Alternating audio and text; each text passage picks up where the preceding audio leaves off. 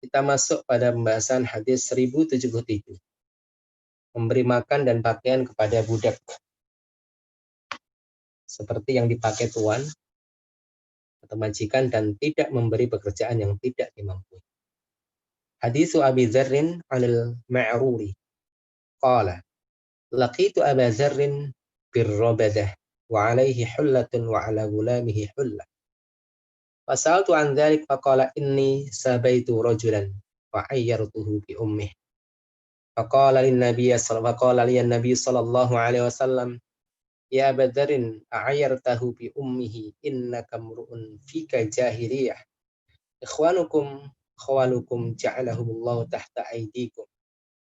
Faman kana akhuhu tahta yadihi falyut'imhu mimma ya'kul walyulbishu mimma yalbas wala tukallifuhum ma yaghlibuhum fa in kallaftumuhum fa'inuhum. Silahkan dibaca Ibu-ibu. Bismillahirrahmanirrahim. Ma'rur berkata, aku bertemu Abu Dzar di Rabzah. Saat itu ia mengenakan pakaian 2 lapis, begitu juga budaknya. Aku pun menanyakan hal itu kepadanya. Ia menjawab, aku pernah menghina seseorang dengan cara menghina ibunya. Maka Nabi Shallallahu Alaihi Wasallam menegurku seraya bersabda, wahai Abu Dzar, apa kamu menghinanya dengan cara menghina ibunya? Sungguh, dalam dirimu masih ada sifat jahiliyah. Saudara-saudara kalian, para budak adalah pembantu kalian. Allah telah menjadikan mereka di bawah kekuasaan kalian. Maka barang siapa saudaranya berada di bawah tangannya atau kekuasaannya, hendaknya ia memberinya makanan dari yang ia makan dan memberinya pakaian dari yang ia pakai, serta janganlah kalian membebani mereka sesuatu di luar batas kemampuan mereka. Jika kalian membebani mereka, maka bantulah mereka. Ya, para umahat yang dirahmati Allah Subhanahu wa taala. Inilah Islam mengajarkan kepada kita untuk al-ihsan, berbuat baik kepada siapapun. Bahkan kepada para hamba sahaya yang mereka tentunya dipandang oleh manusia sebagai makhluk yang rendahan. Karena seperti barang yang bisa diperjualbelikan, bahkan bisa diwariskan. Tapi Islam mengajarkan kita luar biasa, Ibu. Jadi tidak dikenal istilah pemerasan, pemaksaan kepada hamba sahaya dalam masalah pekerjaan. Hadis ini sangat luar biasa, yaitu hadis Abu Dzar. Satu saat dijumpai beliau memakai pakaian 2 lapis. Ternyata hamba sahanya juga memakai apa yang beliau pakai. Ternyata di sana ada sejarahnya. Ada sejarahnya, ternyata Abu Dzar dahulu pernah merendahkan seseorang. Kalau kita lihat riwayat yang lain, yang direndahkan itu adalah sahabat Nabi Bilal bin Rabah. Abu Dzar pernah mengatakan, wahai orang yang hitam, anak dari seorang perempuan yang hitam. Kemudian Bilal bin Rabah sakit hati. Dengan ucapan Abu Dzar tersebut melapor kepada Rasulullah Sallallahu Alaihi Wasallam. Kemudian Abu Dzar ditegur dengan keras oleh Rasulullah Sallallahu Alaihi Wasallam. Ya Abu Dzar, innaka mru'un fika jahiliyah. Wahai Abu Dzar, sesungguhnya engkau adalah orang yang masih ada kejahiliahan pada dirimu. Ya, jahiliyah di sini maknanya apa, Ibu? Jahiliyah di sini maknanya adalah mukhalafatul Islam, yaitu hal-hal yang tidak sesuai dengan Islam. Ataupun jahiliyah terkadang maknanya adalah mengarah pada satu masa atau zaman sebelum diutusnya Nabi Muhammad SAW. Zaman yang penuh dengan kebodohan dan kejahilan. Dan itu sudah dihapus dengan diutusnya Nabi kita Muhammad SAW. Tapi jahiliyah dalam artian mukhalafatul Islam, tidak sesuai dengan Islam, maka sampai hari ini pun masih ada jahiliyah, bahkan sampai hari kiamat nanti. Jahiliyah dalam artian segala sesuatu yang tidak sesuai dengan Islam. Ya, jahiliyah, dandanan jahiliyah, ucapan jahiliyah, kesombongan jahiliyah, hukum jahiliyah, sebagaimana disebutkan dalam beberapa ayat pada Al-Quran Al-Karim tentang jahiliyah. Ada 4 tempat ya Ibu. Dalam Al-Quran, di mana Allah Subhanahu Wa Taala menerangkan tentang jahiliyah. Kalau dalam kitab tulisan salah seorang ulama menyebutkan sampai 131 permasalahan jahiliyah. Jadi Abu Dzar di sini tegur oleh Rasulullah Sallallahu Alaihi Wasallam. Kemudian beliau seorang sahabat yang senior, taubat dari kesalahannya, langsung dipraktekkan area kebaikan yang dinasihat oleh Rasulullah Sallallahu Alaihi Wasallam. Tidak boleh merendahkan budak atau mantan budak. Akhirnya budaknya hamba sahnya diperlakukan sedemikian. Ini bentuk taubat yang baik dari seseorang yang melakukan kesalahan ibu-ibu. Ini namanya mu'aqabah. Kan ada berapa hal ya, jalan yang mengantarkan seseorang menuju takwa. Ada muraqabah namanya. Muraqabah, merasa diawasi oleh Allah, senantiasa dilihat oleh Allah Subhanahu wa taala. Kemudian ada mu'aqabah. Mu'aqabah di sini adalah memberikan sanksi untuk diri sendiri saat melanggar. Misalnya ketika dia meninggalkan salat malam, kemudian dia ganti dengan sesuatu yang lain, banyak sedekah. Ini yang dilakukan oleh para sahabat, mu'aqabah namanya, memberikan sanksi atas diri sendiri. Sampai kemudian Umar bin Khattab radhiyallahu anhu suatu saat ketika berangkat menuju masjid dan ketika sampai di masjid didapati ternyata salat jamaah sudah selesai. Beliau menyesal.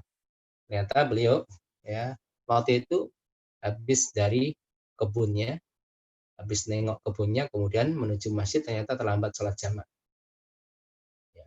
Umar bin Khattab kemudian mengatakan, gara-gara kebun ini aku terlambat sholat jamaah, maka demi Allah aku sedekahkan fisabilillah. Kemudian kebun tersebut disedekahkan di jalan Allah Subhanahu wa taala. Ini bentuk mu'aqabah, ya, melakukan sesuatu amal soleh untuk menutupi sesuatu yang sifatnya kurang. Ini yang dilakukan oleh Abu Dzar Al-Ghifari radhiyallahu anhu. Kemudian ditanya, kenapa seperti itu? Jelaskan kronologi yang pernah terjadi pada waktu itu. Dan kemudian dijelaskan juga sabda Rasulullah SAW tentang seorang hamba sahaya, ya. Hendaknya mereka diberikan pakaian yang sama dengan pakaian tuannya. Kemudian tidak boleh membani pekerjaan di luar kemampuannya. Ini tidak boleh membani pekerjaan di luar kemampuannya. Kalau bisa, membantu pekerjaan yang dibebankan kepada mereka. Inilah sifat insaniyah yang diajarkan oleh Islam. Sifat insaniyah, sifat kemanusiaan yang diajarkan oleh Islam. Jadi Islam adalah agama yang luar biasa, agama yang mengajarkan akhlak, adab, budi pekerti, ya, bagaimana cara berinteraksi dengan Allah, cara berinteraksi dengan hamba-hambanya, dengan makhluk-makhluknya. Baik ibu-ibu yang dirahmati Allah Subhanahu wa taala, ini terkait dengan hamba sahaya. Apalagi terkait dengan pembantu. Pembantu kedudukannya lebih mulia daripada hamba sahaya. Makanya kebaikan seseorang ketika dia mampu berbuat baik pada sesamanya, ini penting. Makanya ada hablum minallah, interaksi kita dengan Allah. Ada hablum minannas, ada hubungannya dengan sama manusia. Kalau kepada hamba sahaya, budak, ini diperintahkan berbuat baik dan berakhlak seperti ini, lalu bagaimana dengan orang yang lebih tinggi derajatnya yang membantu kita dalam kehidupan sehari-hari, pada pembantu, pada orang-orang yang bantu dalam kehidupan kita. Baik para ummahat yang dirahmati Allah Subhanahu wa taala, kita lanjutkan pada hadis berikutnya, hadis ke-1078. Haditsu Abi Hurairah 'anil Nabi sallallahu alaihi wasallam qala, "Idza ata ahadakum khadimuhu bi ta'amihi fa illam yajlishu ma'ahu falyunawilhu aklatan aw aklatain aw luqmatan aw luqmatain fa innahu waliya harra wa ilajah." Ya, silakan. Bismillah. Abu Hurairah radhiyallahu anhu meriwayatkan dari Nabi Shallallahu alaihi wasallam yang bersabda, "Jika pembantu menghidangkan makanan bagi salah seorang dari kalian, jika ia tidak mengajaknya duduk untuk makan bersamanya, hendaklah ia memberinya sesuap dua suap, satu atau dua porsi makanan, karena ia yang telah merasakan panasnya ketika memasak dan mengolahnya." Ya, ini juga lanjutan daripada hadis sebelumnya. Ya, khadim di sini pembantu, ya, pembantu. Tentunya pembantu bukan berarti budak, ya. Ini penting sekali. Jadi budak itu membantu, dan pembantu tidak mengambil hukum perbudakan, karena berbeda ibu-ibu, barakallahu fikum. Karena seorang budak bisa diperjualbelikan, bisa dihadiahkan, bisa diwariskan. Berbeda dengan pembantu. Pembantu tidak bisa diberlakukan demikian, karena beda. Dia adalah seorang pekerja yang membantu dalam rumah tangga. Ya, jadi asisten rumah tangga. Pembantu rumah tangga. Itu berbeda sekali. Beda dengan hamba sahaya secara hukum-hukum dalam syar'i. Terhadap pembantu pun demikian. Kalau dia masak makanan, diajaklah makan bersama-sama dengan keluarga. Kalau tidak mungkin kan karena satu faktor hal tertentu, ya tidak masalah. Dikasih tempat makan sendiri, tapi kalau bisa makan makanan yang kita makan hasil dari olahannya itu ya diberikan. Ya sebagian. 1 suap atau 2 suap, ini bahasa Rasulullah SAW. Kalau sayang ya 1 suap 2 suap lah, atau 1 kali makan, atau 1 porsi 2 porsi lah, yang mencukupkan dirinya karena dia telah merasakan panasnya ketika memasak. Ini masya Allah motivasi untuk kita bahwasanya apa yang dilakukan oleh seseorang, orang majikan kepada hamba sahayanya atau kepada pembantunya itu buahnya adalah al-jannah, buahnya adalah surga. Ini motivasi seseorang itu. Jadi perbuatan baik kita bukan karena pengen dipuji seorang pembantu, oh masya Allah majikannya baik, ya. Oh ini tuannya baik, tidak seperti itu. Tapi harapan kita adalah pujian dari Allah Subhanahu Wa Taala dan pahala kebaikan. Al jaza'u min jinsil amal. Pahala itu sesuai dengan apa yang dikerjakan seseorang. Itu sudah pasti. Al jaza'u min jinsil amal. Kalau kita berbuat baik pada seseorang, maka Allah akan berbuat baik kepada kita. Ya, jadi irhamu man fil ardi yarhamkum man fis sama. Jadi Allah Subhanahu wa taala menyampaikan dalam sebuah hadis qudsinya, sayanglah oleh kalian penduduk bumi maka Allah akan menyayangi kalian. Kalau kita sayang kepada orang lain maka Allah akan sayang kepada kita. Wallahu fi aunil 'abdi ma kana al-'abdu fi auni akhih. Allah senantiasa akan bantu seorang hamba selama hamba membantu saudaranya. Ini sebagai sunatullah yang ditetapkan dalam syariatnya, berlaku bagi hamba-hambanya, bahwasanya al-jaza' min jinsil amal, upah balasan seseorang sesuai dengan pekerjaannya, sesuai dengan amalnya. Kalau dia mudahkan orang lain, Allah akan mudahkan. Kalau dia mudahkan hutang orang lain, maka Allah akan mudahkan hutang yang ada pada dirinya. Ini sunatullah ibu-ibu. Man nafasa an mu'minin nafasallahu anhu kurbatan yaumal qiyamah. Barang siapa yang memudahkan satu perkara seorang muslim, maka Allah akan mudahkan perkaranya di akhirat. Ini sudah sunatullah. Kita yakinnya di perbuatan baik kita, bahkan terhadap pembantu kita. Mungkin ya nggak selevel dengan kita, tetapi kita tetap berbuat baik. Dalam masalah pakaian, dalam masalah makanan, mudah-mudahan itu sebagai motivasi kita untuk mendapatkan pahala dari Allah. Bukan hanya sekedar pujian dari pembantu. Karena pembantu kadang-kadang kalau ngumpul itu mereka pada ngerumpi gitu ya. Oh ini majikannya seperti itu ya. Maka penting juga ibu-ibu mengadakan kajian para khotiman, para pembantu. Ada di beberapa masjid itu, karena masjid komplek ya, itu mengadakan kajian-kajian khotiman, yaitu mereka para pembantu. Karena supaya mereka itu bisa menjaga aurat, menjaga aib yang ada di rumah tangga. Jadi tidak mengubahnya ketika mereka berada di rumah, khususnya para pembantu yang menginap, paham betul akan kondisi keluarga. Namanya keluarga itu ya tidak luput dari kekurangan, tidak luput dari aib. Nah, kalau seorang itu paham akan din, maka dia akan menutupinya. Dia fungsinya sebagai pakaian, menutupi aib kekurangan yang ada pada keluarga majikannya. Ini juga jadi perhatian kita ibu-ibu, karena ada sebagian juga yang ngaji gitu ya, tapi ternyata pembantunya tidak tersentuh. Bahkan pakaiannya tidak menutup aurat sama sekali. Terlihat kakinya, lengannya, rambutnya terlihat. Ya padahal dia hidup di situ digaji, bahkan nafkahnya bisa dari keluarga tersebut, tapi tidak tersentuh dakwah. Ini sangat sayang sekali. Makanya mempekerjakan seseorang itu bukan hanya interaksi terkait dengan duniawiyah, dia bekerja dan kita gaji, tapi lebih daripada itu bagaimana visi dan misi kita itu untuk dakwah, menyebarkan kebaikan. Itu orang terdekat dengan kita, ya masuk pada keluarga kita. Bahkan di sini indikasi sangat jelas Rasulullah menganjurkan untuk mereka supaya berpakaian seperti pakaian kita, makan dengan makanan yang kita makan itu kan bagian daripada keluarga kita. Makanya aku anfusakum ahlikum nara, setidaknya mereka dekat dengan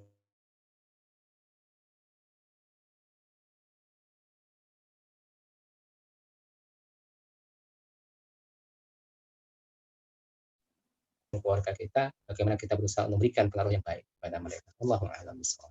Baik para ummahat yang dirahmati Allah Subhanahu wa taala, hadis berikutnya bab baru tentang pahala budak jika jujur pada tuannya. Bab ini sebagai pelengkap untuk bab-bab sebelumnya. Kalau bab sebelumnya itu motivasi bagi mereka para majikan. Majikan untuk hamba sahayanya atau majikan untuk para pembantunya untuk senantiasa berbuat baik. Tapi tidak demikian langsung kemudian para pembantu hamba sahayanya sendiri, ada bagian yang mereka harus perhatikan. Mereka beramal, mereka melakukan satu aktivitas pekerjaan, ingat, yang mereka lakukan karena Allah juga, membantu majikannya, kemudian karena Allah juga.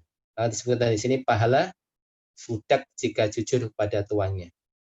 Hadis Ibnu Umar, anna Rasulullah sallallahu alaihi wasallam qala, al-'abdu idza nasaha sayyidahu wa ahsana ibadata rabbih kana lahu ajruhu marrataini. Silakan dibaca. Bismillahirrahmanirrahim. Ibnu Umar radhiyallahu anhu meriwayatkan bahwa Rasulullah SAW bersabda, Apabila seorang hamba setia kepada tuannya dan beribadah dengan baik kepada Robnya, baginya 2 pahala. Ya, para ummahat yang dirahmati Allah Subhanahu wa taala.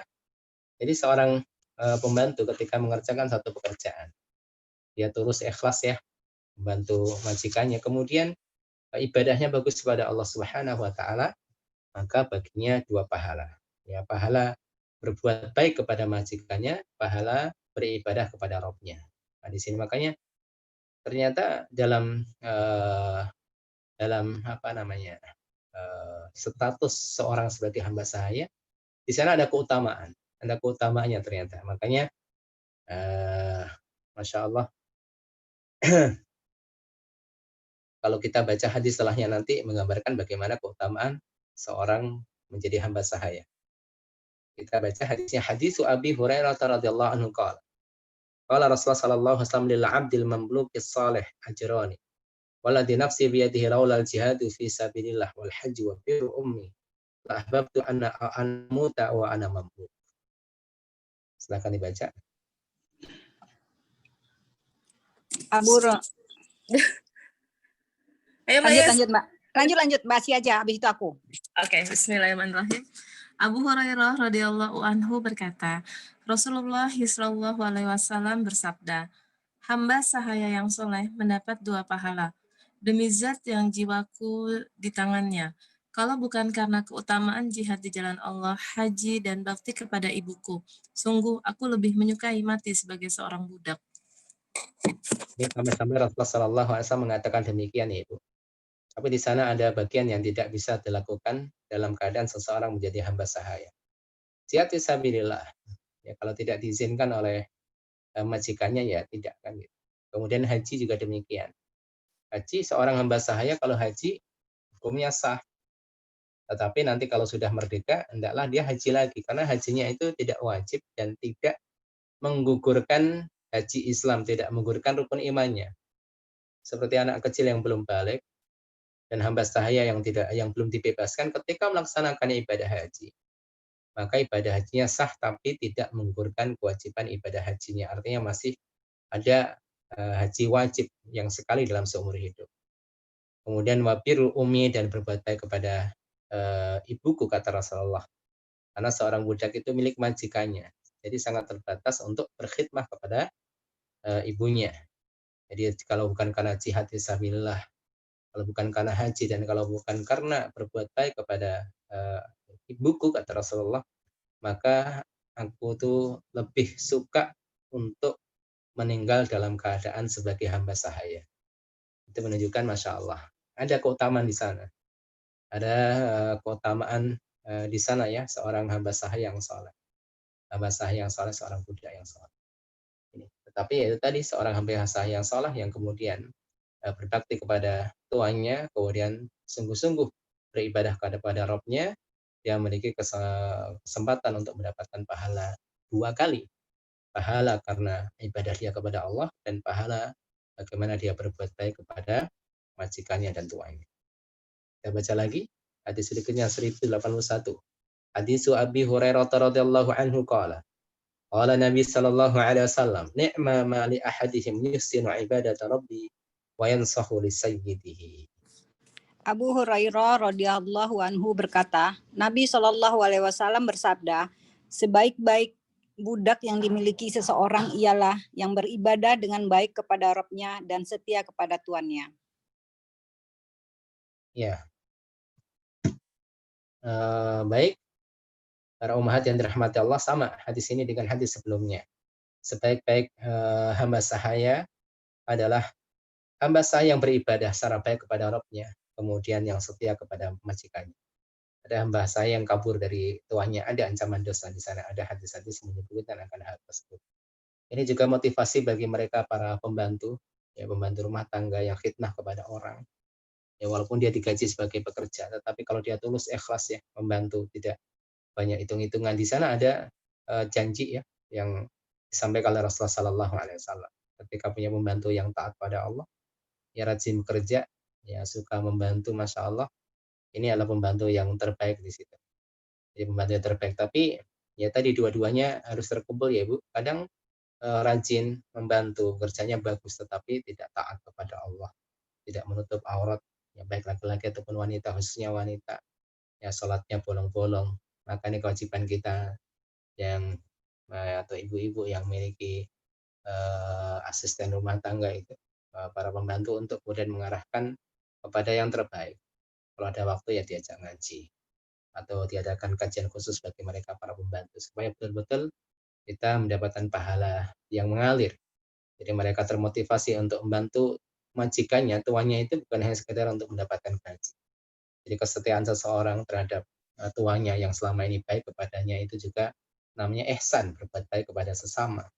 Kemudian kalau dia baik juga pada Allah, maka sebagai seorang muslim yang bantu saudaranya dia mendapatkan dua pahala. Ya, pahala dalam membantu itu dan pahala terkait dengan ibadah dia kepada Allah Subhanahu wa taala. Selanjutnya hadis 1082. Memerdekakan sebagian kepemilikan pada diri seorang budak. Jadi budak itu bisa jadi satu budak dimiliki oleh 3 orang. Jadi satu minggu satu pekan itu pekerjaannya dibagi menjadi 3 bagian, satu hari ini dengan si fulan, hari besok dengan fulan yang lain, hari besoknya dengan fulan yang lain. Ya lalu sebagian kadang membebaskan, saya bebaskan, makanya sehari ini libur karena jatah si fulan saya sudah merdeka. Besok kerja lagi, besok kerja lagi. Misalnya seperti itu. Jadi ada seorang budak yang dibebaskan namun tidak sempurna karena dimiliki oleh banyak orang. Memerdekakan sebagian kepemilikan pada diri seorang budak. Hadis Abdullah bin Umar. Anna Rasulullah sallallahu alaihi wasallam qala, "Man a'taqa syirkan lahu fi 'abdin, fakana lahu malun yablughu thaman al-'abdi, uwwimal 'abdu qimata 'adlin, fa'ata syuraka'ahu hisasahu wa 'ata 'alaihi, wa illa faqad 'ataqa minhu ma'ataqa." Silakan.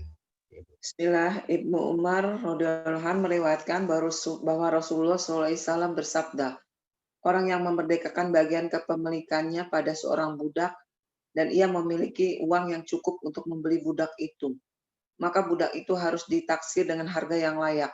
Setelah itu ia harus membayar semua bagian yang dimiliki sekutunya, lalu memerdekakan budak itu sepenuhnya. Sebab jika tidak seperti itu, maka ia hanya membebaskan bagian budak yang dimilikinya saja. Baik Ibu-ibu, sebagaimana saya sampaikan, jadi budak itu bisa dimiliki oleh asyuraka, oleh banyak orang. Maka kalau dia ingin membebaskan budak secara utuh, dia tebus ya harga yang ada pada pemilik yang lain. Misalnya harganya misalnya 100 dinar atau berapa dinar gitu ya. Maka dia itu dibagi 3, bagiannya dia lepaskan, kemudian dia membayar bagian-bagian yang terkait dengan hak pemilik budak yang lain. Maka kalau seperti itu dia telah membebaskan budak secara utuh. Kalau tidak, dia hanya mampu membebaskan bagiannya, maka dia membebaskan budak tersebut sesuai dengan kemampuannya. Ya, jadi saya bebaskan kamu kerja pada saya, kamu bebas menjadi tidak menjadi budak hari ini, saya bebaskan. Maka bagian perbudakan pada dirinya lepas, tapi masih pada yang lain. Jadi pembebasan seperti ini belum sempurna ya Ibu, tapi berkurang kadar kehambasahayaannya. Baik para umahat yang dirahmati Allah Subhanahu wa taala, hadis ini juga mengajarkan kepada kita bahwasanya ma la yudraku kulluhu la yudraku julluhu. Ada satu kaidah bahwasanya sesuatu yang tidak mungkin diraih seluruhnya ya minimal jangan ditinggalkan seluruhnya. Jadi kalau tidak mampu membebaskan budak secara utuh, ya minimal bagian yang ada pada dirinya dilepaskan. Sama dengan amal-amal saleh yang lain. Kalau tidak mampu sedekah sekian ya sekian. Kalau tidak mampu menghafal Al-Quran 30 juz ya mungkin 15 juz. Kalau tidak mampu ya 10 juz. Kalau tidak mampu 5 juz. Kalau tidak mampu ya juz 30. Seperti itu. Jadi mengambil bagian amal kebaikan jangan sampai kita tuh kosong dari amal kebaikan itu.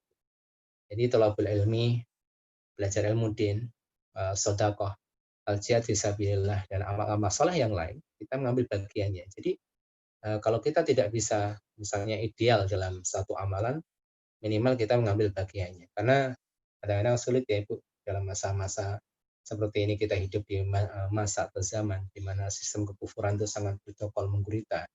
Karena terkadang kita tidak bisa maksimal dalam amal soleh kita, maka jangan ditinggalkan keseluruhannya. Kalau tidak bisa sholat malam, ya minimal sholat witir. Kan seperti itu. Tidak biasa puasa Senin Kamis, ya puasa 3 hari dalam sebulan misalnya. Seperti itu. Tidak bisa sholat sekian rakaat, ya 2 rakaat. Sholat sunnahnya sampai malam ataupun siang hari. Seperti itu. Ini adalah satu pelajaran yang bisa kita ambil dari hadis yang kita baca, bahwasanya ma la yudraku kulluhu la yudraku julluhu. Sesuatu yang tidak bisa kita peroleh seutuhnya, maka tidak boleh ditinggalkan keseluruhannya. Ada bagian yang kita ambil. Jadi tidak ada istilahnya lah, udah terlanjur Ustaz, nggak usah deh sekalian, tidak. Apa yang bisa kita pakai, apa yang bisa kita laksanakan, di situ kita ambil bagian dari kebaikan, itulah jatah kita. Baik para ummahat yang dirahmati Allah Subhanahu wa taala, hadis berikutnya. Hadis 1083. Hadis Abi Hurairah radhiyallahu anhu. Ani Nabi sallallahu alaihi wasallam qala, "Man a'taqa syaqisan min mamlukihi fa alaihi khalasuhu fi malih. Fa lam yakun lahu malun quwimal mamluku qimata 'adlin. Summa ustus ayya ghaira mashquqin alaihi." Akan dibaca. Bismillahirrahmanirrahim. Abu Hurairah radhiyallahu anhu meriwayatkan dari Nabi Shallallahu alaihi wasallam yang bersabda, barang siapa yang membebaskan hak kepemilikannya atas seorang budak, ia berkewajiban membebaskan budak tersebut secara penuh. Bila ia tidak memiliki harta, maka budak itu harus ditaksir harganya secara normal. Lantas disuruh berusaha membebaskan diri sendiri secara penuh dengan tanpa dipaksa untuk mengembalikan sisa harganya. Iya, baik. Hampir sama dengan hadis sebelumnya, artinya sesuai dengan kemampuannya. Kalau bisa dibebaskan seluruhnya, alhamdulillah. Kalau tidak, ya cukup dia bebaskan kira-kira harga dia seberapa, ini dimiliki oleh berapa orang, ya sudah, dia dikasih misalnya kebebasan bagi dirinya, kemudian dimotivasi untuk bisa mengumpulkan dana supaya bisa membebaskan dirinya sendiri. Di sini Ibu, jadi terkait dengan amal soleh ya sesuai dengan kemampuannya.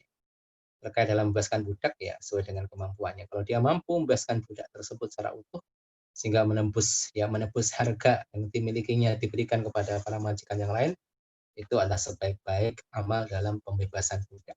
Jadi betul-betul bebas, aitqu raqabah, membebaskan leher seseorang dari ikatan yang sangat mengikat, yaitu perbudakan.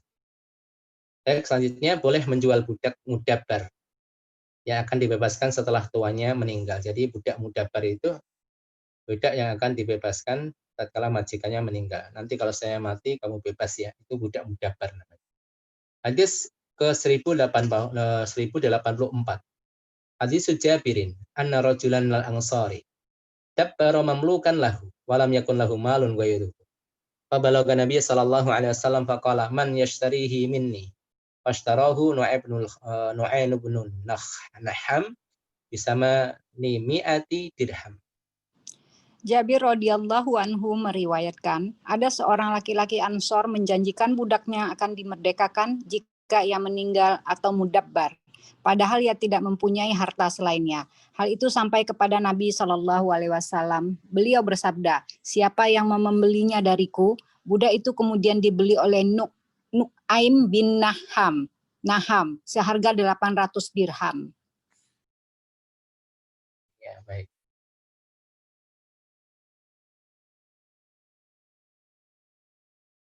Baik Ibu-ibu.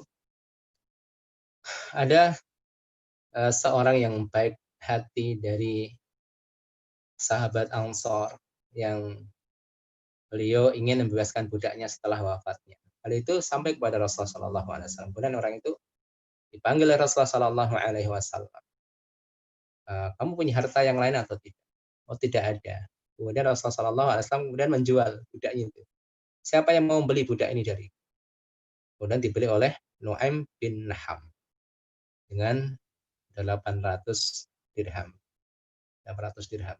Jadi tidak terlalu mahal ya, Bu, 800 dirham. Ini juga menunjukkan apa, Ibu-ibu? Orang itu boleh beramal saleh tapi harus skala prioritasnya paham. Dia tidak punya harta yang lain, apa yang akan tinggalkan untuk keluarga?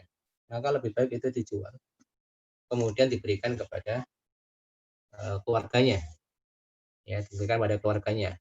Khususnya keluarga yang akan ditinggalkan. Ya. Ini namanya skala prioritas dalam nafkah. Ini juga sebagai bagian daripada pelengkap, bagian daripada yang kita bahas dari hadis-hadis sebelumnya. Motivasi untuk membebaskan budak, motivasi untuk amal soleh, untuk sedekah. Bukan berarti ngawur.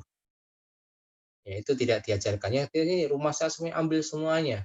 Akhirnya dia tidak punya tempat tinggal, akhirnya tidur di bawah kolong jembatan. Tidak seperti itu Islam mengajarkan. Ini betul sekali hadis ini, sangat jelas.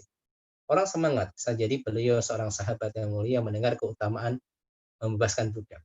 Sampai dia mengatakan nanti kalau saya meninggal, budak ini merdeka. Budaknya namanya mudabbar. Artinya merdeka setelah wafatnya tuannya. Kemudian hal itu didengar oleh Rasulullah SAW. Rasulullah ngerti keadaan umatnya. Si fulan itu orang yang tidak punya. Dan ditanya punya harta yang lain atau tidak? Tidak. Dan Rasulullah mengatakan, siapa yang mau beli budak ini? Dibeli oleh salah seorang sahabat dengan 800 dirham. Kemudian itu diberikan kepada laki-laki tersebut. Sekali lagi bahwasanya dalam amal soleh harus tahu skala prioritas. Rajin sedekah diberikan kepada orang lain juga berarti istri dan anak lapar. Tidak seperti itu. Jadi skala prioritas dalam sedekah. Jadi jangan sampai orang itu salah paham ya Ibu.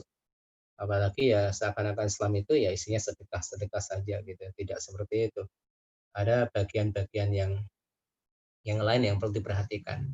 Ada hak bagi keluarga kita, ada hak untuk anak istri kita. Maka dalam Islam para kerabat itu lebih diutamakan untuk mendapatkan sedekah. Ini 800 dirham itu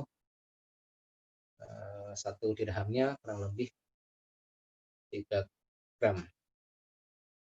Baik. 800 kali 3 sama 1. 24.800 kali 15.000. Oh, Masya Allah. Ternyata banyak juga ya Bu ya. 800 dirham. 800 kali 3 gram. Satu dirhamnya itu 3,1. 3,1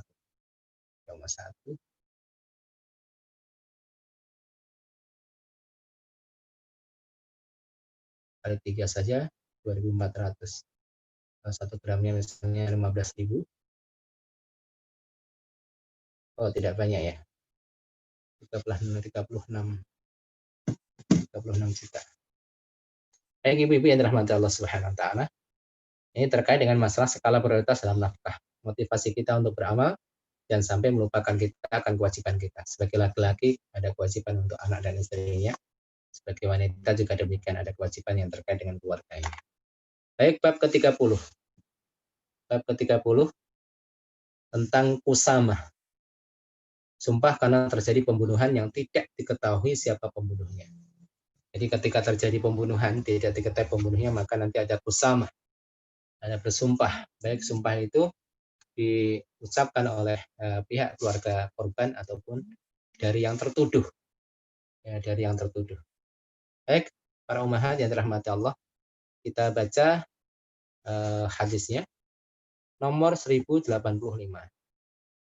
Hadis Rafi' bin Khadij wa Sahl bin Abi Hasmah an Bushair bin Yasar maula al-Ansari annahuma haddatsahu anna Abdullah bin Sahl wa Muhayyisata bin Mas'ud ataya Khaybar fatafarraqa fi nakhli faqutila Abdullah bin Sahl faja'a Abdurrahman bin Sahl wa Khuwaisah wa Muhayyisah ibn Mas'ud ila Nabi sallallahu alaihi wasallam fatakallamu fi amri sahibihim fabada Abdurrahman wa kana asgharul qaum faqala Nabi sallallahu alaihi wasallam kabbiril kubra qala Yahya ahadu bi rijal sanad liyal kalama al akbar fatakallamu fi amri sahibihim faqala Nabi sallallahu alaihi wasallam atastahiquna qatilakum aw qala sahibukum bi ayman 50 minkum qalu ya Rasulullah amrun lam narahu qala fatubri'ukum yahudu fi aymani 50 minhum qalu ya Rasulullah qaumun kuffar wadahum Rasulullah sallallahu alaihi wasallam min qibali faqala Sahlun fadraktu naqatan min tilkal ibil wa dakhalat mirbatan lahum farakadhatni bi rijliha. Silahkan dibaca.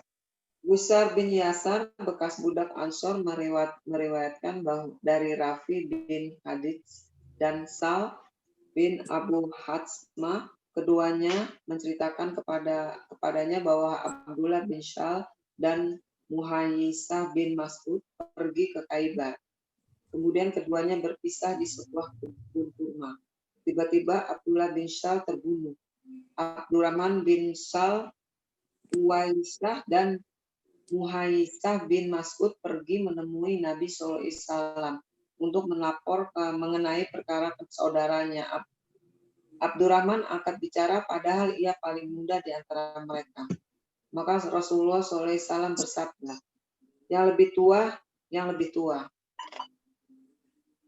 Yahya berkata, maksudnya hendaknya yang paling tua yang angkat bicara. Lalu mereka melaporkan mengenai perkara saudaranya.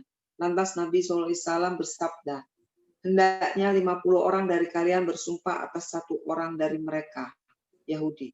Maka kalian berhak menuntut darah sahabatmu. Mereka berkata, perkara ini sama sekali belum pernah kami alami. Bagaimana kami akan bersumpah?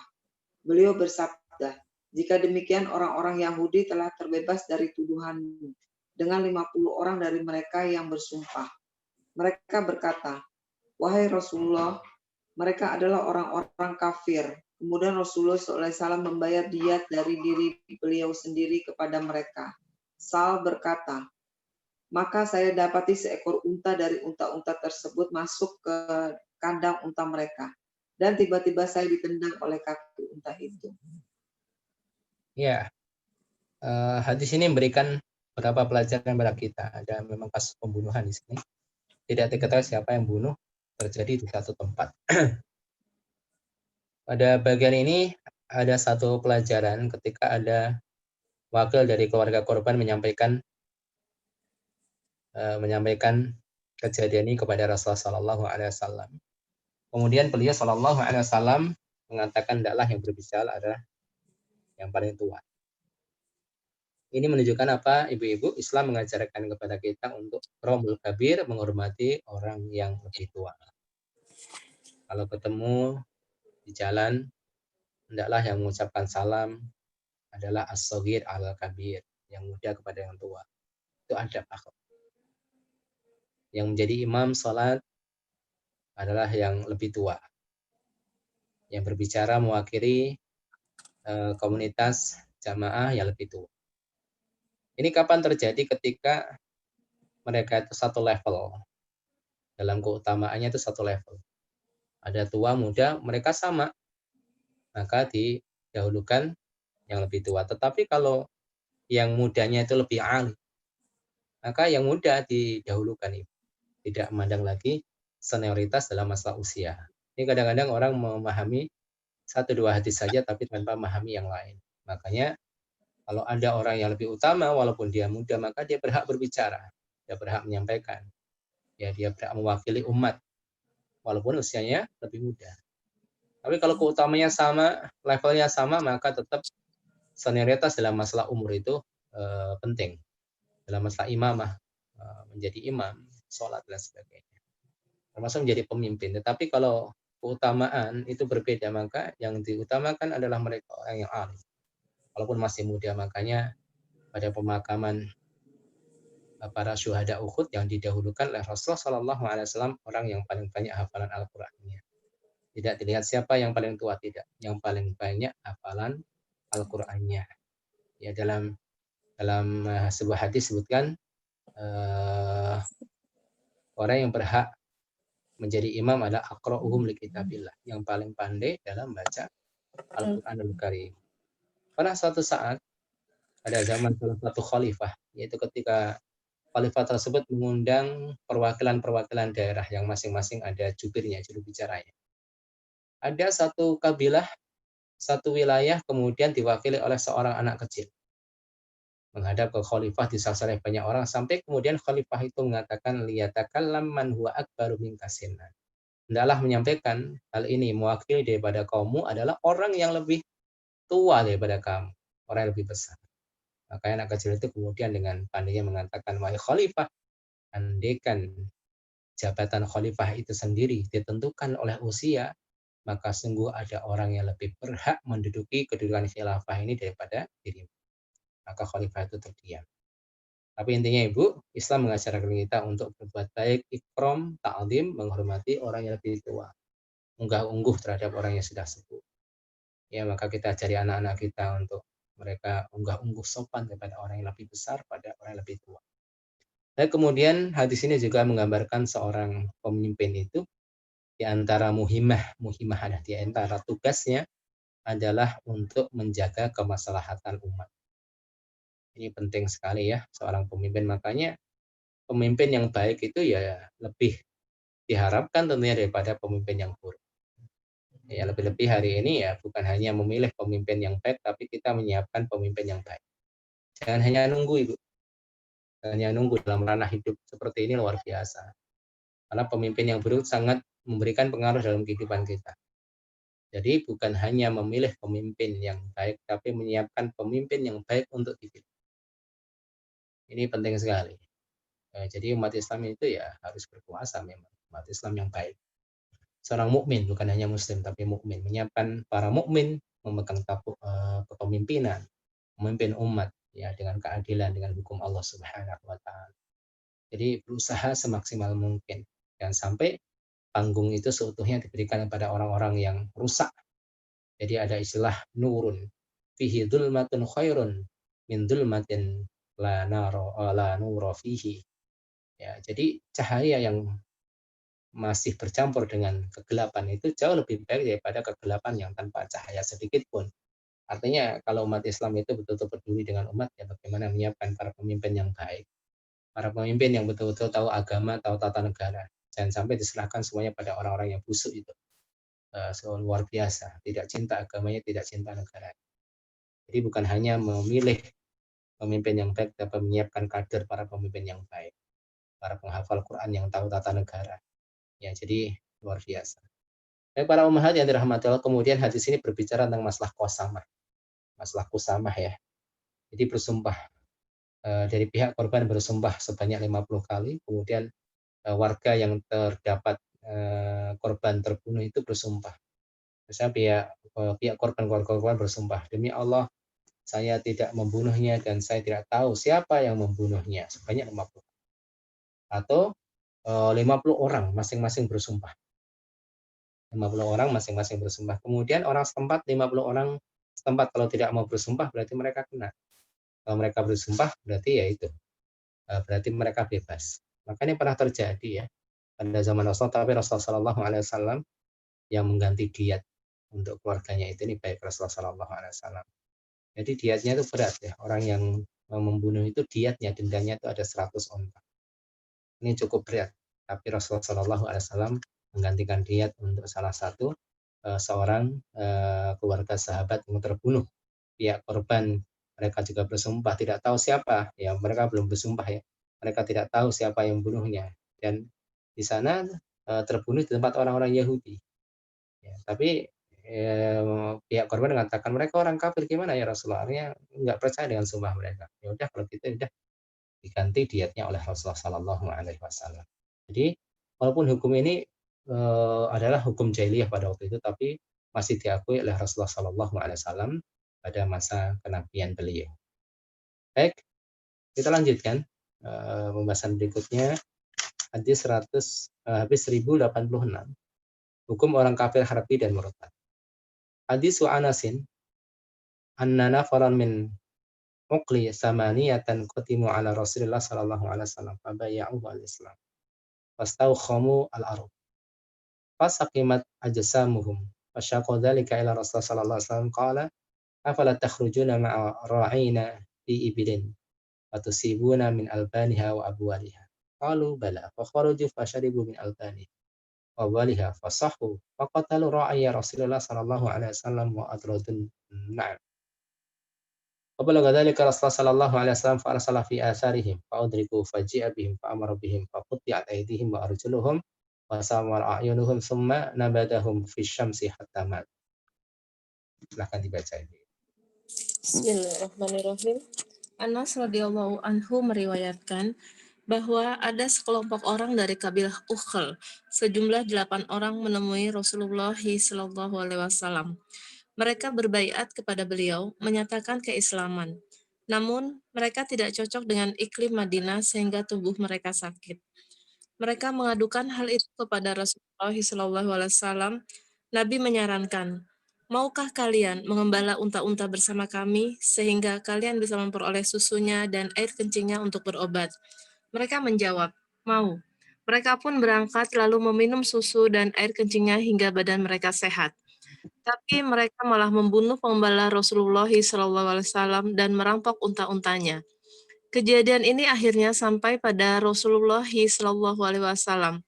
Nabi SAW pun mengirim pasukan untuk memburu jejak mereka.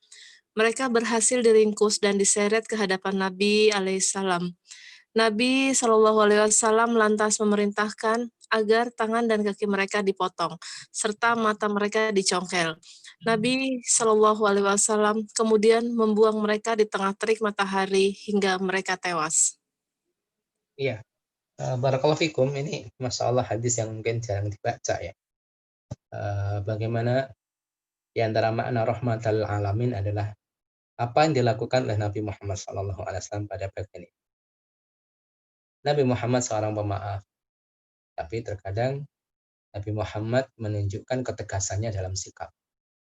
Ini satu peristiwa yang memberikan banyak pelajaran pada kita, di mana Nabi Muhammad SAW welcome terhadap siapapun yang ingin meluk Islam, siapapun dia akan diterima. Ya, jadi melihat secara zahirnya. Sampai ada salah satu kabilah masuk Islam, tapi dia tidak cocok dengan iklim yang ada di Madinah, cukup ekstrim. Ya, sampai hari ini lumayan ekstrim suhu cuaca di Madinah itu. Banyak orang kemudian kena penyakit demam. Walaupun Rasulullah SAW sudah meminta kepada Allah untuk memindahkan sebagian demamnya ini ke wilayah yang lain, namun masih menyisakan ya cuaca yang cukup ekstrim sampai hari ini. Barakallahu fikum. Kemudian Rasulullah SAW mengarahkan mereka untuk menuju seorang yang mengembalakan onta, kemudian meminum susu dan kencingnya. Nah, di sini juga pada bagian pembahasan tentang masalah hukum meminum kencing onta, boleh atau tidak. Sebagian mazhab mengatakan bahwasanya yang najis itu pasti haram, ibu. Setiap yang najis itu haram. Lalu najis atau tidak? Berdasarkan hadis ini, bahwasanya kencing onta berarti tidak najis, maka tidak haram.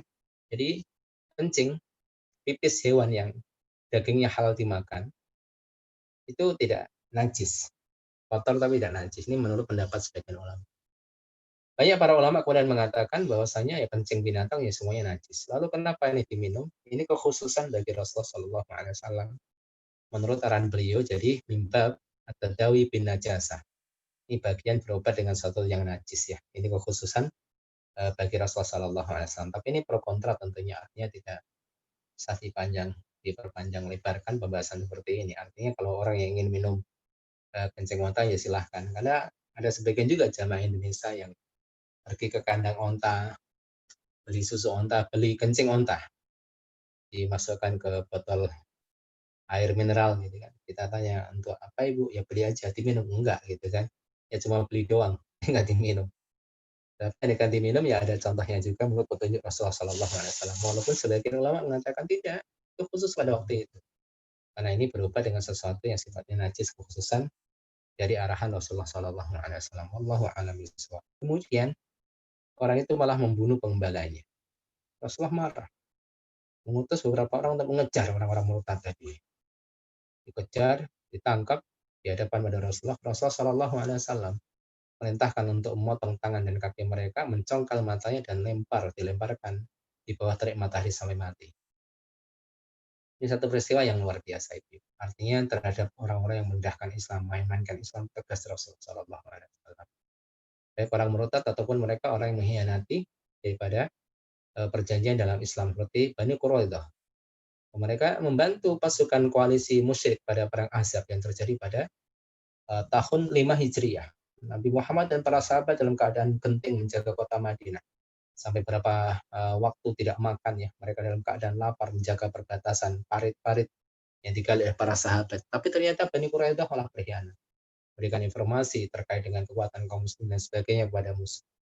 Setelah usai perang, pasukan koalisi itu kalang kabut dengan angin yang Allah Allah kirimkan meredakan kemah-kemah mereka. Setelah itu tersisa urusan Rasulullah dengan para Yahudi Bani Quraidah. Kurang lebih ada 700 laki-laki Bani Quraidah yang dipenggal kepalanya sesuai dengan perintah Rasulullah SAW. Makanya ibu-ibu barakallahu fikum, rahmatan lil alamin itu tidak bisa ditafsirkan secara parsial.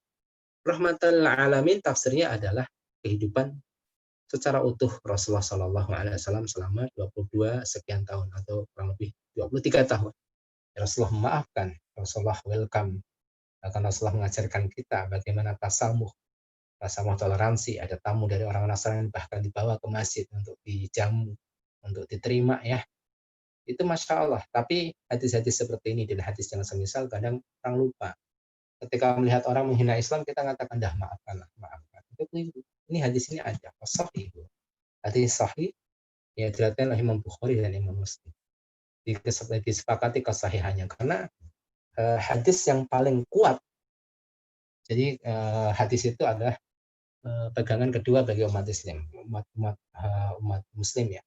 Jadi ada tingkatan-tingkatannya. Hadis yang paling sahih adalah hadis sahih yang disepakati oleh Imam Bukhari dan Imam Muslim. Itu yang paling sahih.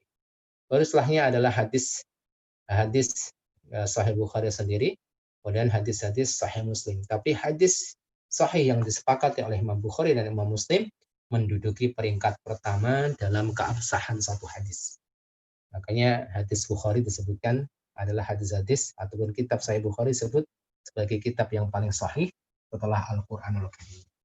Baik ibu-ibu, ini hadis perlu kita pahami, perlu kita sebarkan juga ya terkait dengan tindakan Rasulullah SAW terhadap mereka orang yang mempermainkan agama. Sudah ditolong oleh Rasulullah, sakit diarahkan untuk bisa berobat.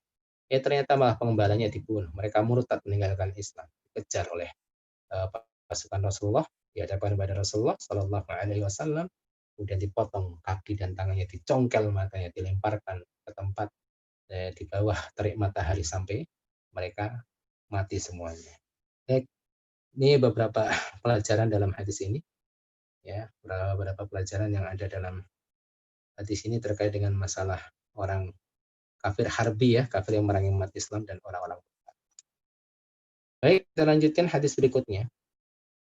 Ketetapan kisos dalam pembunuhan dengan batu atau benda tajam dan berat. Di kisos juga laki-laki yang bunuh perempuan. Baik ibu-ibu, ini masih terkait pembunuhan. Kisos artinya adalah hukuman balik. Nyawa dibayar nyawa itu namanya kisos. Ya, ataupun kisos bagian yang lain ketika orang misalnya merusak mata orang lain, kisosnya maka matanya akan dirusak dan yang semisalnya. Hadis Anas bin Malik qala Anja Yahudiyan fi ahdi Rasulullah sallallahu alaihi wasallam ala jariyah. Fa akhadha awdahan kanat 'alaiha. Wa radakha ra'saha. Ata biha ahluha Rasulullah sallallahu alaihi wasallam wa hiya fi akhir ramqa. Wa qad usmitat. Fa qala Rasulullah sallallahu alaihi wasallam, "Man qatalaki fulanun li ghairi alladhi qatalaha." Fa asyarat bi ra'siha alla qala fa qala rajulun akhar ghairi alladhi qatalaha. Fa asyarat alla fa qala fa fulanun liqatiliha fa asyarat an-na'am fa amara bi Rasulullah sallallahu alaihi wasallam fa ludikha ra'suhu baina hajarain. Ya, silakan Ibu. Anas bin Malik radhiyallahu anhu berkata, pada zaman Rasulullah Shallallahu alaihi wasallam, ada seorang Yahudi menganiaya seorang budak perempuan, merampas perhiasannya lalu memukul kepalanya dengan batu. Majikan budak perempuan itu lantas membawanya ke hadapan Rasulullah Shallallahu alaihi wasallam. Budak itu hampir mati. Ia sudah tidak bisa bicara. Nabi Shallallahu alaihi wasallam bertanya kepadanya, "Siapa yang telah berusaha membunuhmu? Apakah si A?" Ia menggelengkan kepala. Nabi Shallallahu alaihi wasallam bertanya lagi, apakah si B? Ia menggelengkan kepala. Sampai disebut nama Yahudi yang berusaha membunuhnya, ia menganggukkan kepala. Nabi Shallallahu alaihi wasallam lantas memerintahkan agar kepala Yahudi itu dihimpit dengan 2 batu. Ya Ibu, jadi itulah kisah dibalas ketika melukai, dibalas dengan luka. Jadi barakallahu fikum ibu-ibu dalam kasus pembunuhan. Jadi pembunuhan dalam Islam itu ada 3 macam ya. Ada namanya qatlul amdi. Qatlul amdi ini adalah membunuh dengan sengaja. Biasanya indikasinya apa? Ada perseteruan sebelumnya kemudian menggunakan alat yang bisa membunuh. Dilempar batu, kemudian menggunakan pisau, golok. Nah, kalau itu terjadi, maka dianggap pembunuhannya sebagai pembunuhan sengaja. Ada juga pembunuhan namanya qatlul khata', pembunuhan karena faktor tidak sengaja. Dia ingin melempar sesuatu, orang yang berburu misalnya pengen menembak binatang, dia sudah mengambil jarak ya, dari pemukiman sekian kilo, tidak mungkin kena orang pemukiman. Tapi ketika dia menembak, ada orang lewat. Karena orang itu, maka dia dihukum sebagai pembunuh karena faktor kesalahan, qatlul khata' namanya. Ada juga qatlu syibhil amdi, ada juga membunuh seperti sengaja. Ada perseteruan sebelumnya, berantem, tapi dia menggunakan alat yang tidak bisa membunuh. Misalnya dilempar kerikil kecil, segede jempol tangan, orang mati. Padahal kerikil nggak membunuh pada dasarnya. Maka dia dihukum seperti membunuh karena faktor kesalahan. Nanti hukumnya berbeda tentunya. Membunuh dengan sengaja itu adalah qisas, selama tidak dimaafkan oleh pihak keluarganya. Tapi kalau membunuh dengan faktor kesalahan, maka di sana ada diyat, ada denda bagi orang yang membunuh dengan tidak sengaja. Diyatnya ada 100 onta. Baik, selanjutnya ibu-ibu tidak wajib diyat. Diyat itu denda bagi orang yang membunuh ya. Tidak wajib diyat bagi orang yang diserang lalu merontokkan bagian tubuh penyerangnya saat membela diri. Hadis Imran bin Husainin anna rajulan 'adda yada rajulin fanaza'a yadahu min famihi fawaqa'at saniyatahu. Fahtasamu ila Nabi sallallahu alaihi wasallam qala ya'addu ahadukum akhahu kama ya'addul fahlu. La diyata laka. Ya silakan dibaca.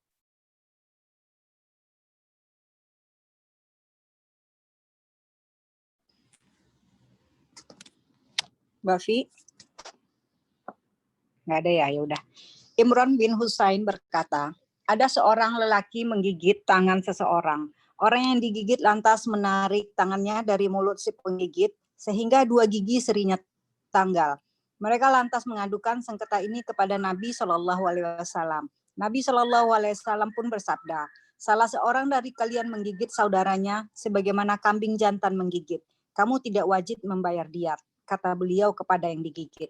Iya, membela diri itu tidak seperti yang sengaja.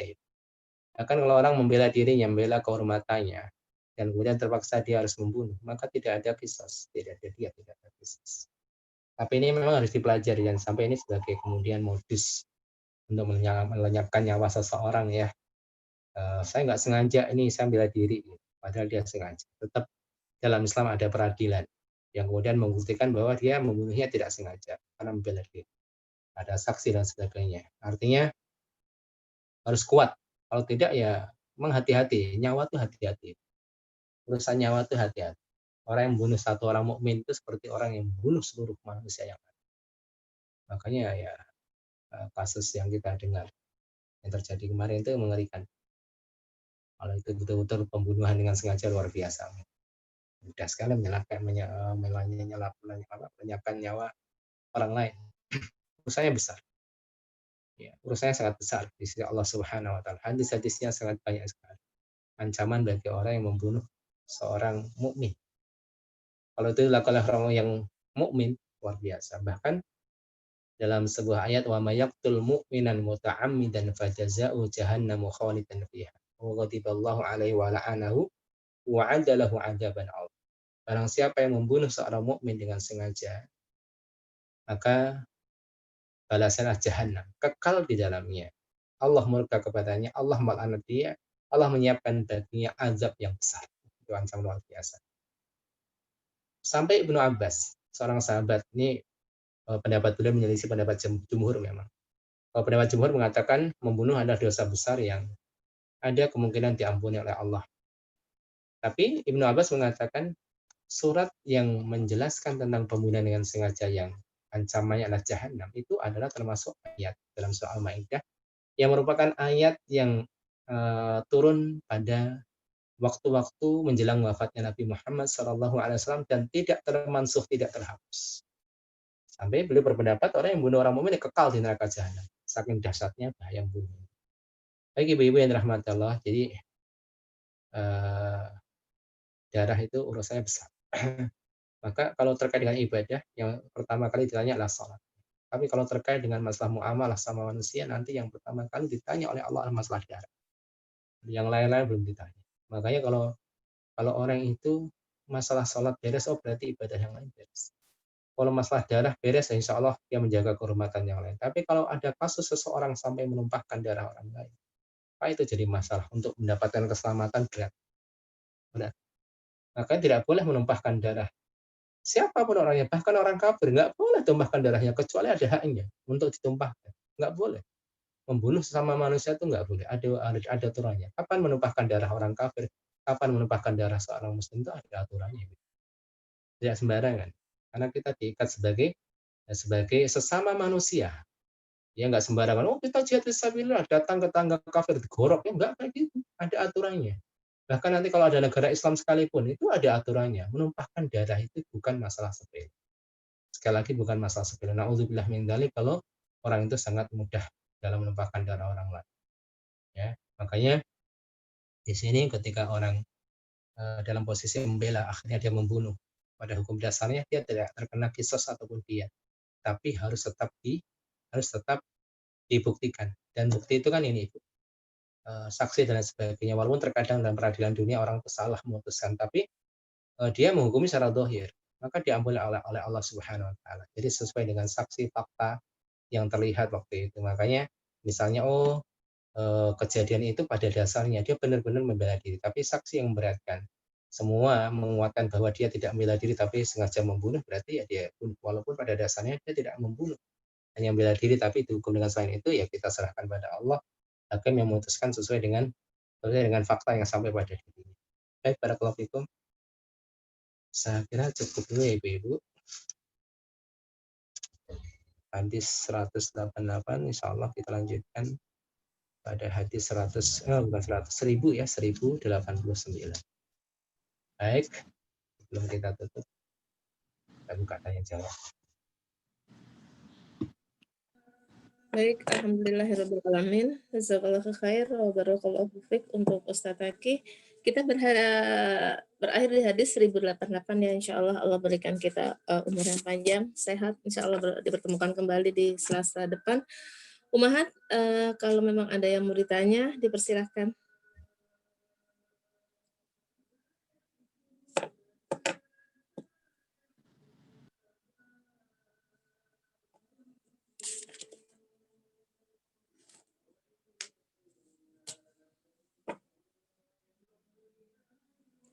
Ada yang mau ditanyakan?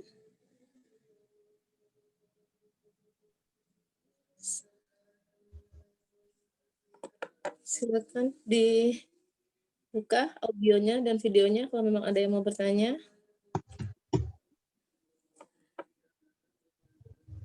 Kayaknya nggak ada ya Ustadz. Bahasanya soalnya hamba sahaya. yang tidak ada di zaman kita. Insya Allah. Mungkin insya Allah mudah-mudahan dengan tidak bertanyanya umat sekalian insya Allah mengerti ya dengan apa yang dijelaskan Ustadz. Baik, kiranya cukup ya Ustadz. Tidak ada yang bertanya. Oke. Kita tutup dulu kajian kita dengan membacakan doa kafaratul majlis dan hamdalah. Subhanaka Allahumma wa bihamdika asyhadu an la ilaha illa anta astaghfiruka wa atubu ilaik. Alhamdulillahirabbil alamin. Yang benar hanya dari Allah semata, yang salah dari saya pribadi. Akhirul kalam. Assalamualaikum warahmatullahi wabarakatuh.